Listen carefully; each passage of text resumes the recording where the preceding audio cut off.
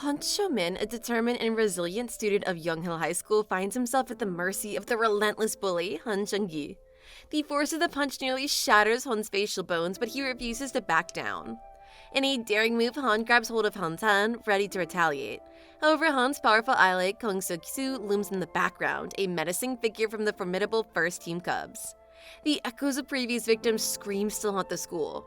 Sung-min-guk, Han's childhood friend, urges him to seek revenge, but Han has chosen a different path, one of tolerance in the face of merciless bullying. Now, sitting in silence, a storm of thoughts rages in his mind. Suddenly, a flicker of inspiration ignites within him, propelling him into action. Han confronts his wild and muscular cousin in the living room of Hoodlum apartment, hoping for assistance. But crushed by feelings of worthlessness, his cousin coldly rejects his plea. Filled with despair, Han is left standing at the closed door, feeling abandoned even by his own blood. However, realization strikes him like a bolt of lightning. His elder brother, Hwang Mo-jae, a former gangster, emerges from his memories. It has been 3 long years since they last saw each other, but Han believes his brother remains the same beneath his tough exterior. Han's phone interrupts his train of thought, shattering the stillness of the hospital room. The news is devastating. Hwang Mo-jae, his brother, has been killed instantly in a tragic collision with a 5-ton truck while riding his bike. Han carefully unveils his brother's face, overcome by a mixture of grief and anger. Holding back tears, Han whispers, "You never once considered your family, did you? Bullies like you deserve to depart this world alone, just as you made others feel. Suk-soo is no different." He gently covers Hwang's face once again, paying his final respects. As Han prepares to leave, a police officer hands him Hwang's personal belongings. Lost in a sea of thoughts, Hwang's mobile phone suddenly comes to life. A flurry of messages appear on the screen inquiring about his brother's whereabouts and activities.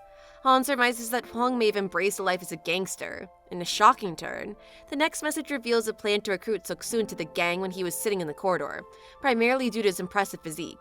Seeing Suk-soo's name, Han minds snap and he responds with a text that echoes his inner turmoil. Killing him once would not suffice. Han Jung-gi strikes Han once again, swatching Hwang's belongings and ruthlessly destroying them. Overwhelmed by a surge of rage, Han retaliates with a forceful blow.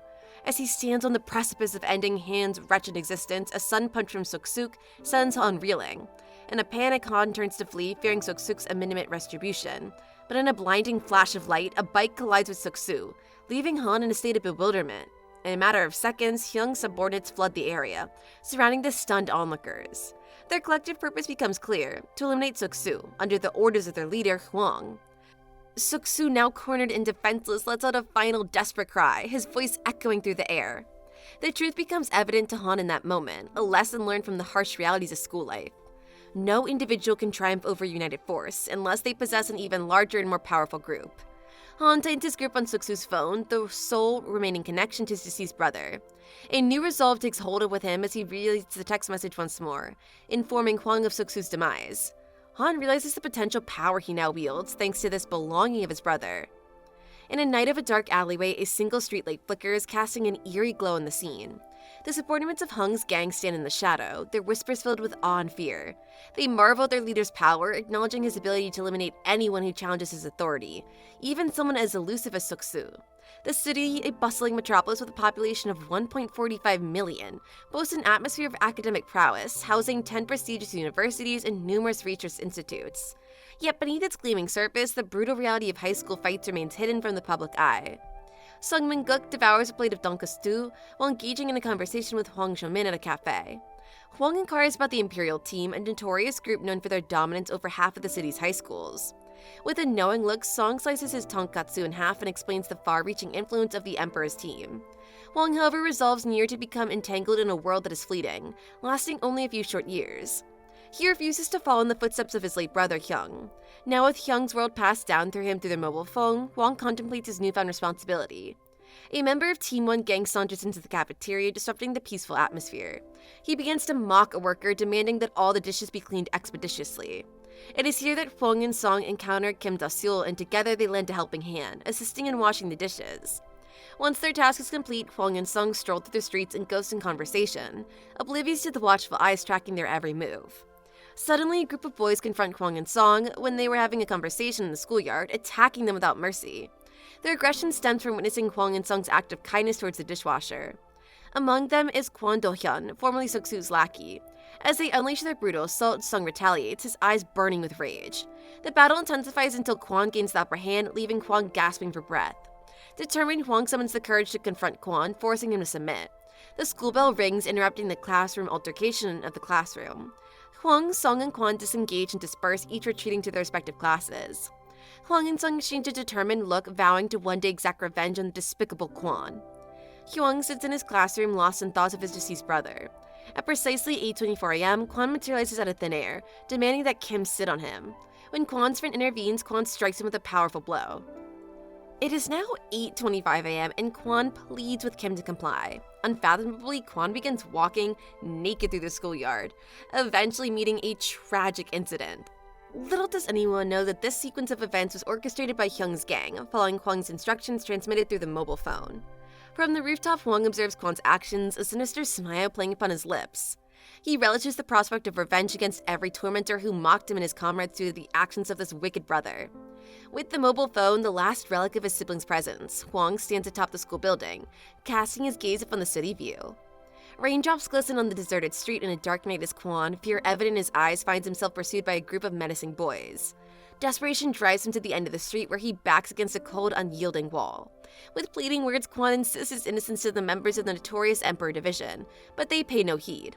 One of them brandishes a sharp weapon, ruthlessly stabbing Kwon before vanishing into the night. The cruelty of the Emperor Division doesn't stop with Kwon. They continue their reign of terror, attacking other students from the first team. Hyung Da-yeon, Choi Soo, and Kang Suk-mo fall victim to their brutal assault.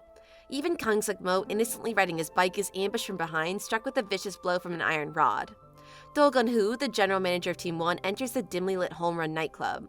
He finds Gu Min-ju, the general commander of Team 1, calmly smoking by the bar counter.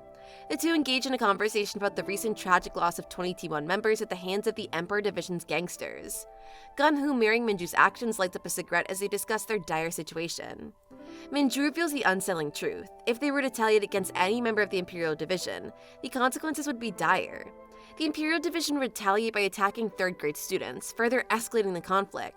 In the midst of their conversation, an elderly bartender coughs his way into the empty bar, furiously demanding they extinguish their cigarettes. Minju silences the bartender by placing a soda can in his mouth, allowing their conversation to continue undisturbed. The bartender collapses and the two gang members depart, united in their mission to find the young first-year boy responsible for the devastation. Hwang and Sung walk along the peaceful corridor, discussing the mysterious disappearance of their classmates. Sung speculates that these missing boys may have fallen into the clutches of drug addiction. Witnessing smaller bullies tormenting their peers, Sung expresses his fervent wish for a zero-tolerance policy against bullying with the school. As they enter their respective classrooms, bullying still persists, casting a shadow over the morning tranquility. Hwang, engrossed in the thoughts of his mobile, contemplates the fate of those wretched bullies, now presumably dealt with by his brother's associates. The rest of the class commends the reduction in bullying, believing that peace has finally prevailed. But Hwang knows that there is one person left to handle in order to maintain true harmony. Hwang is summoned to the teacher's office where he encounters Gun-hoo. Standing on the stage, Minju gazes sternly at the remaining first-year students. Suspicion hangs heavy in the air as Minju accuses everyone of being involved in the disappearance of the Team 1 students. Gun-hoo is instructed to lock the door, ensuring no one escapes scrutiny, while the boys are commanded to remain motionless. Beads of sweat trickle down Hwang's face, his mind racing with the fear of being discovered as the orchestrator of these events throughout the Imperial Division. Tentatively, he reaches into his pocket and retrieves his cell phone, poised to unlock it. But his actions are interrupted by Gun-hoo's chilling voice. "What are you trying to do, boy Hwang?" Gun-hoo intensifies his investigation of Hwang, demanding the young boy hand over his mobile. Hwang's mind races, desperately seeking a way to escape the clutches of the situation. Suddenly, a memory of his cousin's insult, belittling the weak, ignites a fire within him. Determined not to be treated like an idiot, Hwang clings tight to his mobile. Despite Gun-hoo's imposing size, he manages to wrestle the device from Hwang's grasp. Fortunately for Hwang, his mobile contains nothing incriminating, only an abundance of commercial messages. Gun-hoo continues to try to search for evidence when a voice from behind him shatters attention, confessing to the crimes of the missing boy. It's Kim, the very boy who suffered at the hands of the first-year bullies in the cafeteria. He admits that he grew weary of the escalating bullying in the school and reached out to the Imperial Division. Hwang is struck with disbelief and shock. Kim kneels before Minju, pleading for mercy, tears streaming down his face. Out of anger, Gun-hoo delivers a powerful blow to Kim's chest. Minju, satisfied with Kim's admission of guilt born out of fear, wears a sinister smile, his cigarette dangling from his lips. Let us rewind the scene for a few minutes. As Kim confesses his crimes, the attention shifts towards him, providing Hwang with a window of opportunity to remove himself from the group division's group chat. Yet a question lingers in his mind. How did Kim discover the Imperial Division's involvement? Nevertheless, Minju dismisses everyone from the room except for Kim. Hwang arrives at the teacher's office where he is scolded for his tardiness and handled a bunch of sheets to distribute in the classroom. On his way, he encounters Min-guk, who reveals a disturbing truth. Minju once took the life of a boy during his 8th grade. Due to his minor status, he only served a 2-year sentence before being released. The classroom catches Hwang's attention, recalling that Kim was absent when class ended. Where could he have been all this time? Panic sets in as Hwang instructs Min-guk to handle the sheets and rushes towards the storage room, crossing the sports ground. Hwang discovers Kim handcuffed, his mouth taped shut, his face swollen, partially unconscious. Hwang frantically wakes him, demanding an explanation. Tearfully, Kim confesses that while Hwang watched Suk-suk's naked display in the yard, he overheard Hwang boasting about relaying everything to the Imperial Division. Gratitude wells up within Kim as he recalls Hwang's unwavering support when the world mocked him. Tears stream down Kim's face as he speaks. The bell rings and Kim urges Hwang to leave, warning him that even if he is momentarily free, the gang will eventually catch him again. The entire class, including the teachers, captivate as Minju's phone rings. Everyone holds their breath. Minju receives an order to kill Kim this time, further intensifying the chilling atmosphere in the room. The students sat in their seats, their attention focused on the mentor, as he passionately taught them about the fascinating history of the Han Dynasty, founded by Lu Qiuzu. Minju, however, feigned sleep, trying to hide his true intentions. Suddenly, Minju's phone rang, disrupting the tranquility of the classroom. All eyes turned towards him, including the concerned gaze of his classmates. It was Gunho and the Lion issuing a chilling command for Minju to kill Kim. Before anyone could react, a group of menacing figures burst into the classroom, their presence striking fear into the hearts of the students. They mercilessly attack Minju, treating him like a helpless victim in a brutal game of violence. Their voices echoed through the room, warning the other students to remain silent or else they would face a similar fate. The old teacher, despite the terror, managed to escape the chaos, grasping for breath, and he called the cops. Meanwhile, the sounds of violence were heard by the students and the rest of the classrooms from the same floor. They were puzzled about what was happening around, so they came out of their classes. In the corridor, the gangsters dragged Minju, still beating him mercilessly. Students began to wonder what Minju had been through, their eyes widening in shock and disbelief at the sight of Minju, who was pleading for his life before them. These cruel and wild people continued their brutality, mocking this victim and capturing his pictures in their cell phones. But who were these people and where did they come from? They'd come from the Imperial Division and were just following commands of their leader. They came to kill Minju. The school year has now turned into a chaotic battlefield where Imperial Division was winning over Team 1 with a clear 1-0. They are beating Minju like zombies, and Hwang and Song were watching the whole scene silently.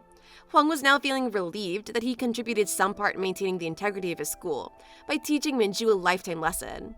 Every bully should end like this, his eyes filled with hope, success, and power. This chaos came to an end when sirens of police cars and ambulances were heard by people.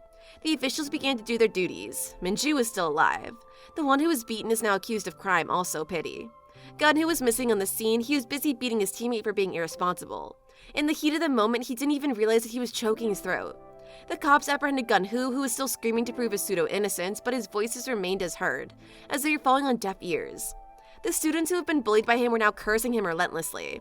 Meanwhile, the chief of the Imperial Division, when he was sitting in front of a television in his shorts, glanced at the phone when its screen shined. A devilish smile spread across his face as he read the text. Why do they make me do such fun things these days? He asked himself. Thank you so much for watching. Please check out these other videos and make sure to subscribe and press that bell icon to know about our latest videos.